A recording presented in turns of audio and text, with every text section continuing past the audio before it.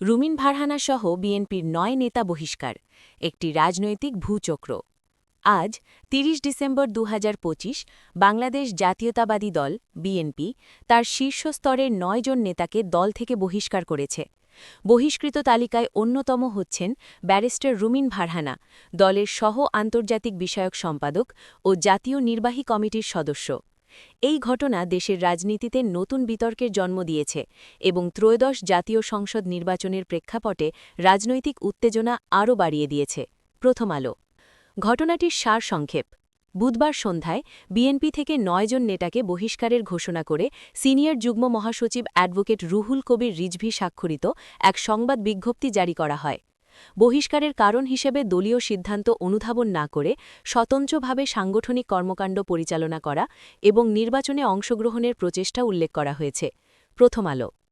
বহিষ্কৃত নেতাদের মধ্যে রয়েছে ব্যারিস্টার রুমিন ভারহানা, সহ আন্তর্জাতিক বিষয়ক সম্পাদক মুশারাফ উদ্দিন, মোহাম্মদ শাহ আলম, হাসান মামুন, আব্দুল খালেক, তারুণ দে, সাইফুল আলম নীরব, মামুনুর রশিদ, মেহেদি হাসান পালাশ। এমনকি প্রাথমিক সদস্যপদ সহ সব স্তরের পদ থেকে তাদের নাম কেটে দেওয়া হয়েছে। New age.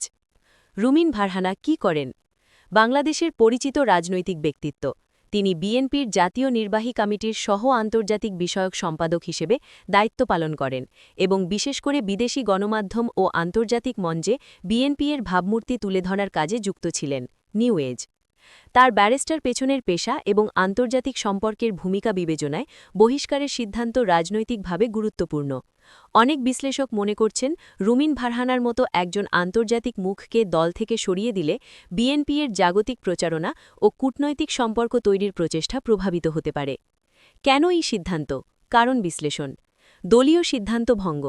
বিএনপি সূত্র জানায় বহিষ্কৃত নেতারা দলীয় শৃঙ্খলা ভঙ্গ করে স্বতন্ত্রভাবে সাংগঠনিক কর্মকাণ্ড পরিচালনা করেন এবং দলীয় সিদ্ধান্ত অমান্য করেছেন। এনটিভি। নির্বাচন সম্পর্কিত আচরণ। ত্রয়োদশ জাতীয় সংসদ নির্বাচনের প্রেক্ষাপটে দল যে রূপরেখা তুলে ধরেছে তাতে অনুসরণ না করে কিছু নেতার স্বতন্ত্র মনোনয়ন নেওয়ার চেষ্টা বা নির্বাচন কার্যক্রম চালানোর অফিসিয়াল নির্দেশনা না মানা এই বহিষ্কারের পেছনের মূল চালিকা শক্তি হিসেবে দেখা হচ্ছে। New Age. রাজনৈতিক কৌশল।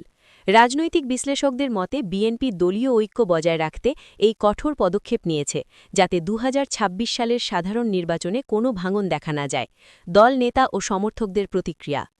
বহিষ্কার ঘোষণা প্রকাশিত হবার পর বিএনপি ভক্তদের মধ্যে বিভিন্ন প্রতিক্রিয়া লক্ষ্য করা গেছে। সমর্থকরা বলছেন দলীয় শৃঙ্খলা বজায় রাখা জরুরি এবং সিদ্ধান্ত দলের অভ্যন্তরীণ সংহতির লক্ষ্যে। অন্যদিকে কিছু সমালোচক মনে করেন এটি দলীয় মতাদর্শের অভাব এবং ব্যক্তিত্ব সাপ্রেস করার একটি উপায়। কিছু বিশ্লেষক মনে করেন বহিষ্কার পদক্ষেপটি দলের তরুণ ও নীতিভিত্তিক কর্মীদের মধ্যে বিভাজন সৃষ্টি করতে পারে। রাজনৈতিক প্রেক্ষাপট। বর্তমানে বিএনপি ও নির্বাচন। ২০২৫ সালে বাংলাদেশের রাজনীতি ছিল উত্তেজনাপূর্ণ ও গতিশীল। নির্বাচন বাজে অভিযোগ, বাহিরের প্রভাব ও দলীয় প্রতিদ্বন্দ্বিতা সব মিলিয়ে পরিস্থিতি চাপময়। উইকিপিডিয়া। বিএনপির বিরোধী দলের অবস্থান, রাজনৈতিক কর্মসূচি এবং বিএনপির আভ্যন্তরীণ শৃঙ্খলা নিয়ে চলমান বিতর্ক এসব এই বহিষ্কারের সিদ্ধান্তকে আরও গুরুত্বপূর্ণ করে তুলেছে। বিশ্লেষক ও রাজনৈতিক কমেন্টারি। রাজনৈতিক বিশ্লেষকরা মন্তব্য করেছেন দলীয় শৃঙ্খলা বজায় রাখা বিএনপির জন্য অপরিহার্য, বিশেষ করে নির্বাচনের আগে। বড় নেতা বহিষ্কার হলে দলের গণপ্রত্যাশা ও সমর্থন প্রভাবিত হতে পারে। দলের ভেতরে মতাদর্শগত বিভাজন উস্কে দিতে পারে, যার ফলে নির্বাচনী লড়াই কঠিন হবে। ভবিষ্যৎ কী দিক? এ ঘটনা বিএনপির রাজনৈতিক স্ট্র্যাটেজি এবং নির্বাচনী পরিকল্পনার উপর দীর্ঘ সময় ধরে প্রভাব ফেলতে পারে, বিশেষ করে দল ঐক্য। বহিষ্কৃত নেতাদের সমস্যা সমাধান নিয়ে দলের অভ্যন্তরীণ মতাদর্শের ঐক্য আরও চ্যালেঞ্জে পড়তে পারে। নির্বাচনী সমর্থন। নেতা সমর্থকদের বিভাজন দলের ভোট ব্যাংক ও প্রচারণায় ব্যাঘাত সৃষ্টি করতে পারে। আন্তর্জাতিক ইমেজ। রুমিন ভারহানার মতো আন্তর্জাতিক মুখপাত্র দল থেকে বাদ পড়লে আন্তর্জাতিক পর্যায়ের ভাবমূর্তি খর্ব হতে পারে। মূল দিকগুলো এক নজরে।